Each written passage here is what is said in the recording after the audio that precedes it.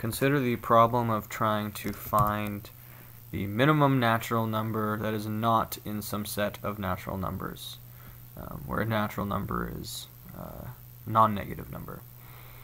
So if the input was some list 0, 1, 2, 3, 5, then the answer would be 4.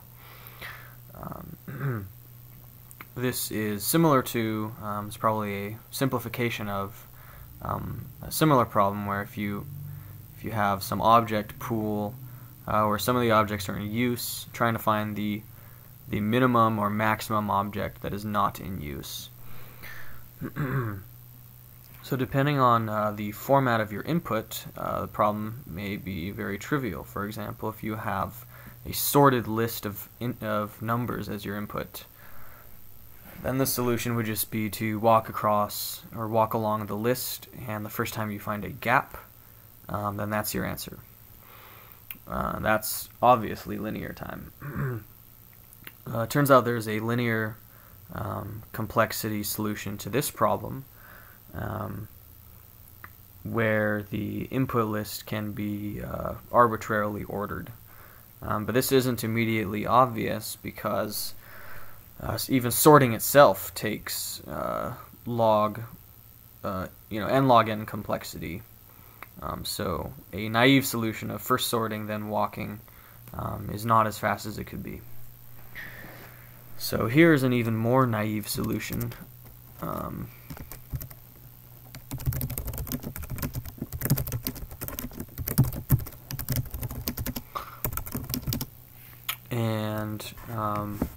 It has complexity O of n squared, but conceptually it's very simple. We take an infinite list of natural numbers, take the list difference of it and the input list. So this creates a new list consisting of elements that are in this list and not in this list. And then just grab the head.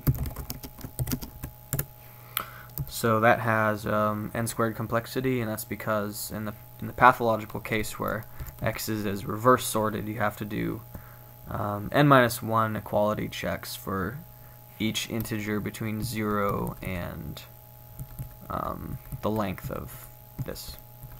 So complexity n squared. In order to arrive at our linear solution, we first need to make the observation that it's not possible to have every element in the list from 0 to the length of the input in the input itself. So all this means is that if our input is, say, 4 numbers, then it's not possible to have each of 0 all the way to 5. It's not possible to have each of these in the list. And so the answer to the smallest free number problem, min free x's, is equivalent to finding the smallest free number in x's prime, say, where x's prime is all numbers in x's such that the number is less than or equal to the length of the list itself.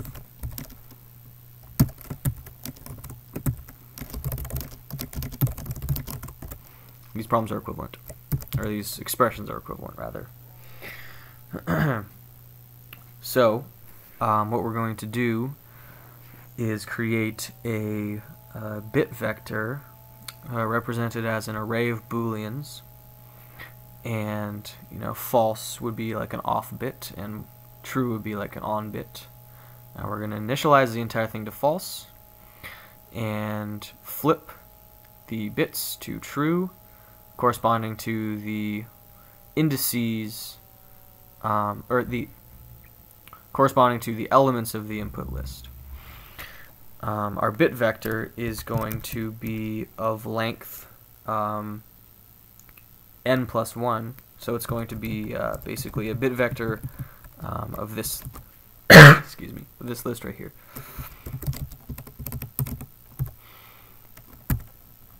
So say our input was 0, 1, 3. We initialize a bit vector of size 4 to all false, and then flip the bits that whose indices correspond to the values in the input list. Note if we had a repeat element here, then true would simply be flipped to true and then set to true. And once we have this bit vector, then the answer to the smallest free number problem is just the first false we come across. Or excuse me, the index of the first false. So the answer here is 2. So we can rewrite our min-free as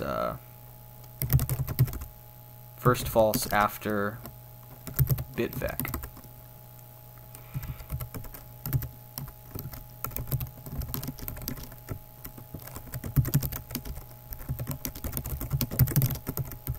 And this is a data.array array. It's an array of booleans indexed by integers. This could be something else like char or anything of the X type class. And first false.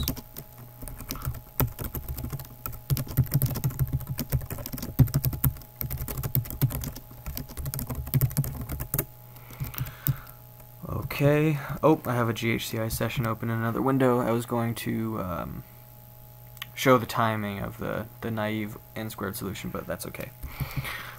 So bitvec I think is a harder function, so I'm going to do it first. It can be implemented in terms of this accum array function from data.array. So how this function works is you give it the bounds of the array, minimum and maximum bounds, and an initial value, and it creates an array of these bounds filled with this initial value.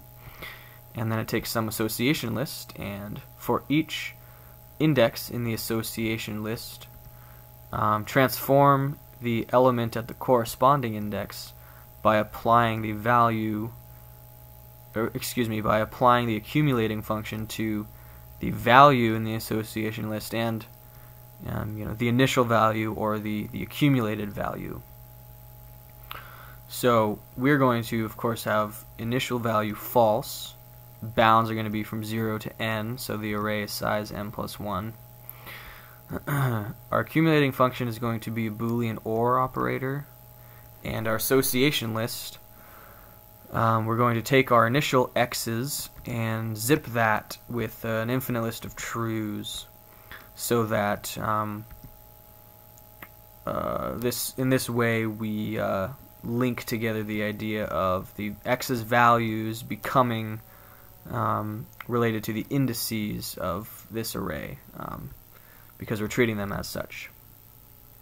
So our final output array is going to be our bit vector with elements, Boolean elements, where true means that that index was in the original list, and false means that it wasn't.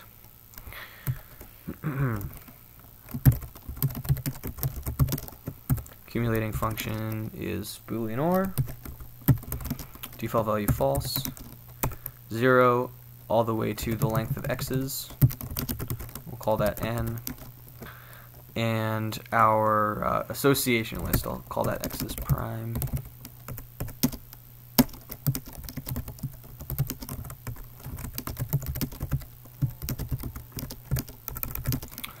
And this is just we zip up. Well, we don't zip up x's itself because of the small the observation I was talking about earlier. We first filter x's. Oops.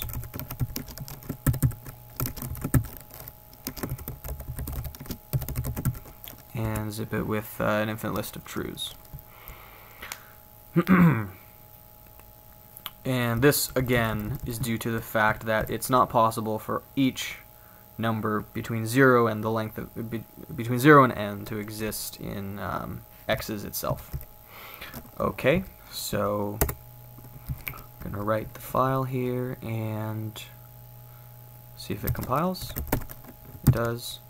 Alright, so first false is pretty simple. First I'm going to get the elements of this array as a list, and then I'm just going to take from the head of the list while I'm looking at trues with take while, ID, or take while equals true, same thing. And then, so if my list is something like true, true, false, and I take off 2 trues, the false is at index 2.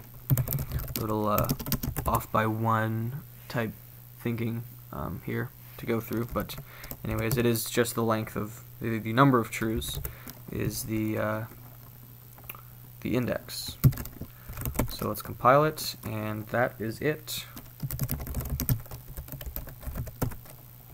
Alright, thanks so much for watching. See you next time.